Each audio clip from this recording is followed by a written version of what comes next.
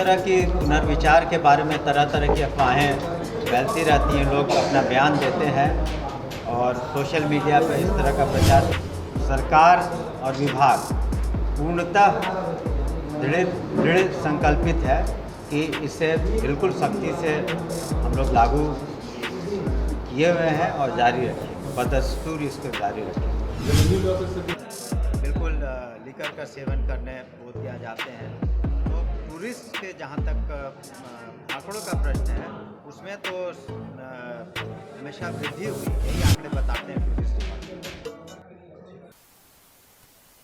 नमस्कार, भारत लाइव देख रहे हैं आप। बिहार में पूर्णतः शराबबंदी है और बिहार सरकार शराबबंदी को लेकर कोई बड़ा फैसला लेने जाती है तब हाई कोर्ट और बिहार में मंत्रालय का जो अड़ंगा होता है वो लग जाता है और एक तरह से मुख्यमंत्री नीतीश कुमार पर नैतिक दबाव भी बनता है। ऐसे में एक रिपोर्ट सामने आई और जिसके बाद शराबबंदी पर चर्चा होने लगी है। दरअसल आईआरसीटीसी के जीएम के द्वारा एक रिपोर्ट पेश किया गया। प्रेस कॉन्फ्रेंस के दरमियान उन्होंने कहा कि बिहार में शराबबंदी से जो विदेशी पर्यटक थे वो आने कम हो गए हैं। अब बिहार सरकार के मद्य निषेध विभाग के मंत्री सुनील कुमार ने स्पष्ट किया है कि क्या मामला है, क्या टूरिस्टों की कमी की वजह से शराब को खोल दिया जाएगा। सारी बातों को उन्होंने रखा है। पहले तो उन्होंने स्पष्ट किया है कि ऐसी कोई बात नहीं है कि बिहार में शराबबंदी की वजह से टूरिस्टों में कमी आई है। साथ ही उन्होंने आंकड़े भी रखे हैं और कहा है कि अगर कहिएगा तो सारा डिटेल दे दिया जाएगा और बता दिया जाएगा कि शराबबंदी से बिहार में कितना फायदा और कितना नुकसान है। पिछले दिनों एक यूनिवर्सिटी के द्वारा यह जांच कराया गया था, एक सर्वे कराया गया था, रिपोर्ट आई थी जिसमें माना गया कि बिहार के लोग चाहते हैं कि शराब बंद ही रहे। हालांकि लगातार सोशल मीडिया के जरिए और हम जब ये खबरें करते हैं उसमें कमेंट में लोगों का कहना होता है कि शराब को चालू कर दिया जाए, लेकिन सरकार ने कैसा रिपोर्ट जारी किया, कैसे उस रिपोर्ट को तैयार किया गया था और कहीं ना कहीं विपक्षी दल जब लगातार हमलावर होते हैं तो उस पर भी बड़ा सवाल होता है कि क्या बिहार में शराबबंदी पर सरकार को विचार करना चाहिए। अब बिहार सरकार के मंत्री का बयान सुनिए। शराबबंदी को लेकर उन्होंने बयान दिया है और टूरिस्टों को लेकर क्या शराब में कोई रियायत दी जाएगी, क्या टूरिस्टों को कोई फायदा दिया जाएगा ताकि शराबबंदी की वजह से जो उनका आना जाना कम हुआ है वो बढ़े। सभी चीजों का वो जिक्र कर रहे हैं।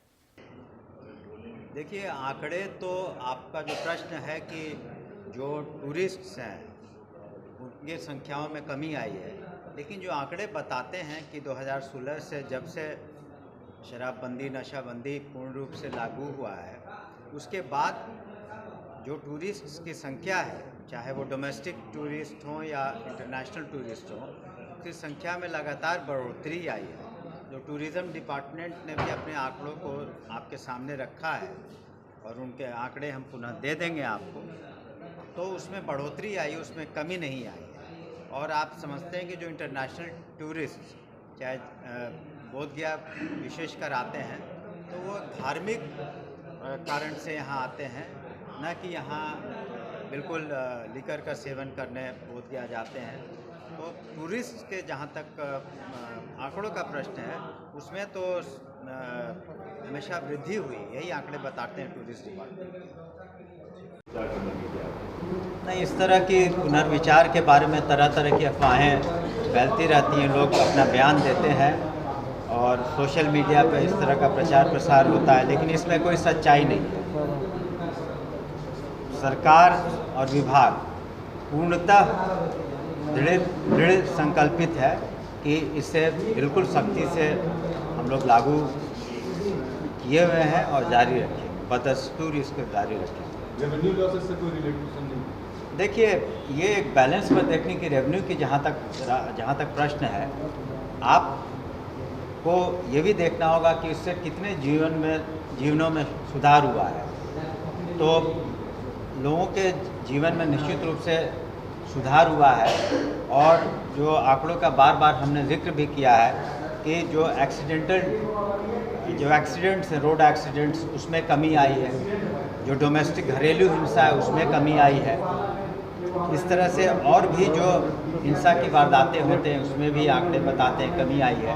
तो इसका निश्चित रूप से समाज में फ़ायदा हुआ है और ख़ास करके त्योहारों के समय आप देखेंगे, दुर्गा पूजा का समय हो या फिर मुहर्रम का समय हो या शादी ब्याह का त्यौहार हो, शादी ब्याह के दौरान जो लोग पी करके सड़क पर हुड़दंग करते थे, तमाशा करते थे, उन समय तो निश्चित रूप से कमी आई है।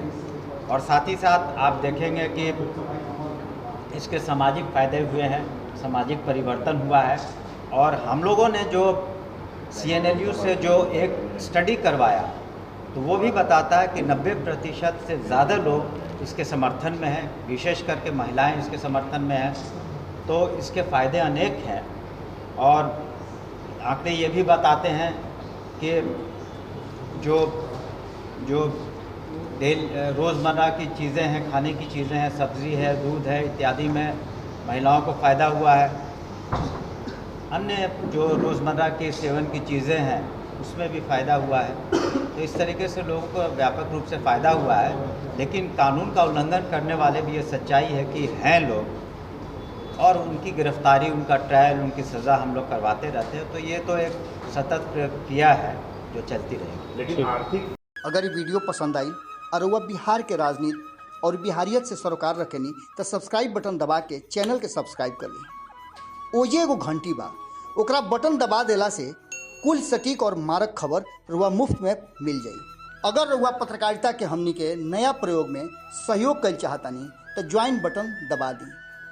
पेटीएम नंबर नोट कर ली 938681